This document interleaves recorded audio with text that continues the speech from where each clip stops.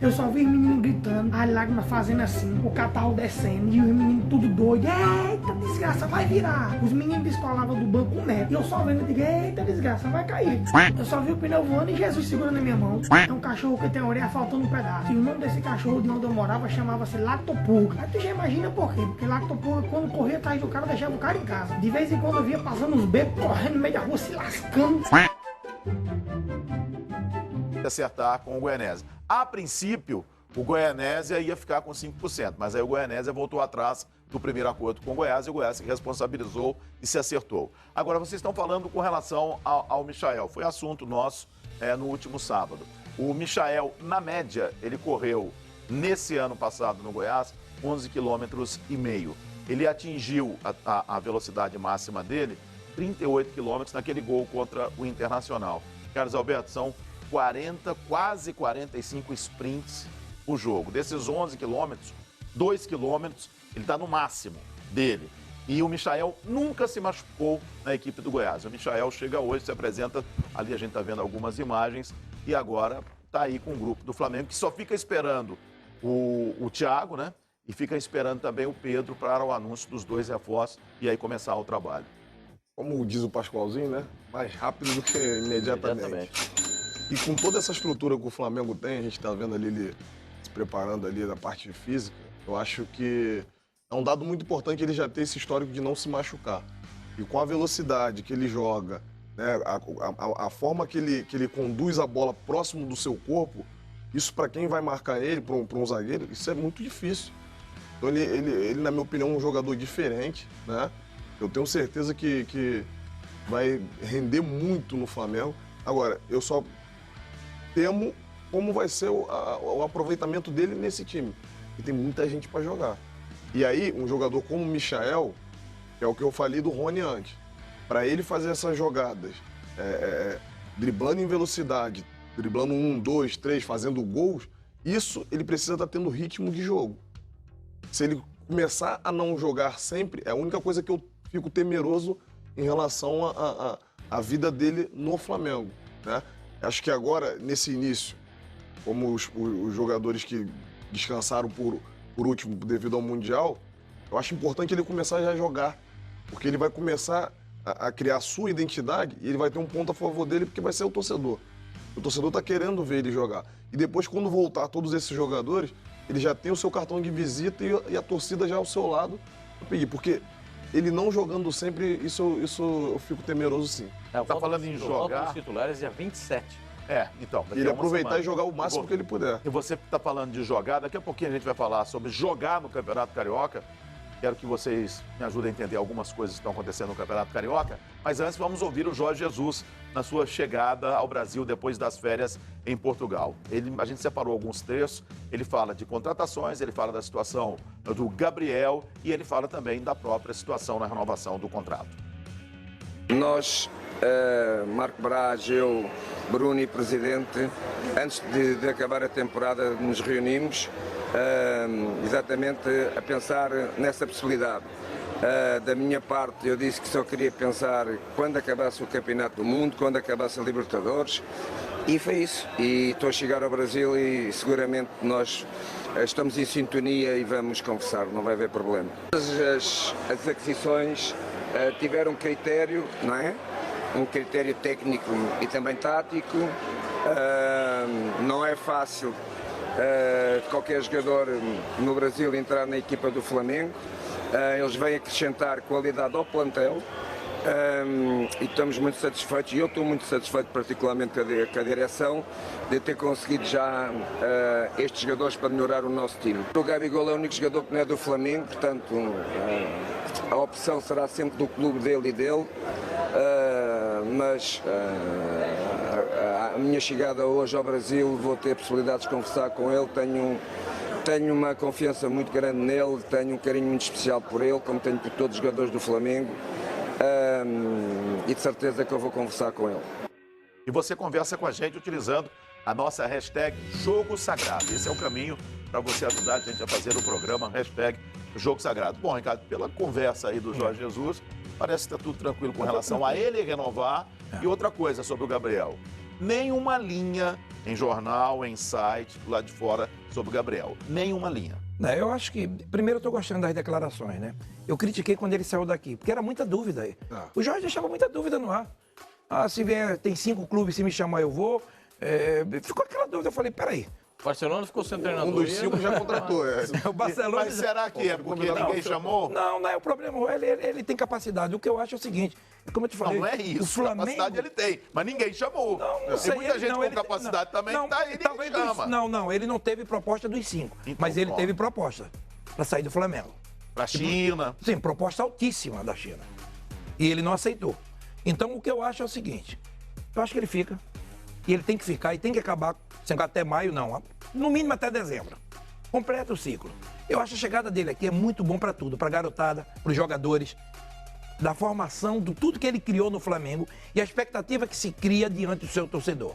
Ele pediu as contratações, foram contratados, uma hora para outra vai embora, eu não entendia e critiquei ele, naquele momento de tanta incerteza. Então, nessa entrevista, eu acredito que ele fique no Flamengo, espero que ele fique 1 ano, 2 anos, o tempo que ele puder. Eu acho que o que ele fez no Flamengo, na velocidade e o tempo, foi uma coisa inédita no mundo, não é no Brasil não, tá? Qual treinador chegou com essa velocidade, ganhou o que ele ganhou, eu não conheço. Tô te falando. Sim. A velocidade de 5, 6 meses, tudo casou. Os 8 jogadores contratados, né? Todos jogaram, ninguém machucou, todo mundo jogou. Então ele conhece esse grupo. Ele falou nas pessoas importantes. Marcos Braz, Spindel, são pessoas fundamentais nesse processo para ele. Então eu acho que essas pessoas conhecem o Jorge e bem. Então é um casamento perfeito. O Flamengo contratou muito bem. Você falou em Michael. O Flamengo não tem esse jogador com essa característica. Tem jogadores velozes? Tem. Mas com essa característica, bola no pé, veloz, rápido, não tem não. De segurar a bola, ele não tem. Então, jogadores que foram contratados do Flamengo, para mim, todos, excelentes. A zaga, para mim, precisava de um jogador como esse. Eu adoro o Gustavo Henrique, um belo zagueiro. O único que não jogou bem foi o Pedro Rocha, para mim, mas é um belo jogador. De todas as contratações, Pedro Rocha não fez um grande ano com o Cruzeiro. Mas eu gosto desse jogador. Se você falasse... Rendeu bem no Grêmio. É jovem, pode recuperar, traz. E para mim o Flamengo contratou muito bem. Está de stand-by, vai sofrer muito com a pressão de se ganhar tudo. E aqui no Brasil você tem que ganhar tudo. O próprio Jorge, ele bota essa responsabilidade. Ele fala que o Flamengo só pode perder para ele mesmo. Ele mesmo puxa essa responsabilidade. Mas para isso precisava contratar. E o Flamengo sai muito bem, sai na frente de todos em relação à contratação. Vai ser melhor do que o ano que vem? Não sei. Do que o ano que passou? Não sei. Porque o futebol tem as suas surpresas. Agora, o Flamengo vem forte, em busca dos títulos, e ele tem isso na sua cabeça. Na sua declaração ele fala, ele só perde para ele mesmo. Então, eu vou trabalhar, eu quero mais. Ele falou, eu quero ser campeão do mundo, eu quero chegar lá. Claro, precisa ganhar a Libertadores, né? Precisa ainda... tem jogos importantes, alguns times... né, como Boca, River, vem forte. São 2 clubes que vêm forte. Aqui no Brasil, o Grêmio está contratando bem. Já a gente vai falar do Grêmio. De alguns clubes que estão contratando bem. Né? Então, o Palmeiras, a gente sempre fala do Palmeiras. Então, é cedo para se falar. Agora, sai na frente de todo mundo. Em elenco e em contratação. E aquilo que a gente falava o ano passado, que a gente sempre falou, a maioria daqui, em relação ao elenco do Palmeiras, que ele é muito forte e que né? Agora... eu acho que o Flamengo ultrapassa com essas contratações. O melhor elenco do futebol brasileiro esse ano é o Flamengo. Dá uma olhada no banco. Aí você é o Jorge Jesus. Né?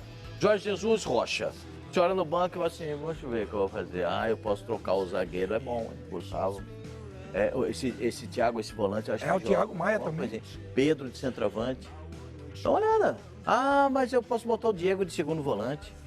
Mas eu vou precisar de um confronto do 1 contra 1 do jogador que corre com a bola. O que o Ricardo falou assim, a diferença é o correr com a bola e o correr sem a bola para receber o lançamento. O Vitinho é para ser lançado e o Michael é para correr com a bola. É o confronto do 1 contra 1, que é a especialidade dele.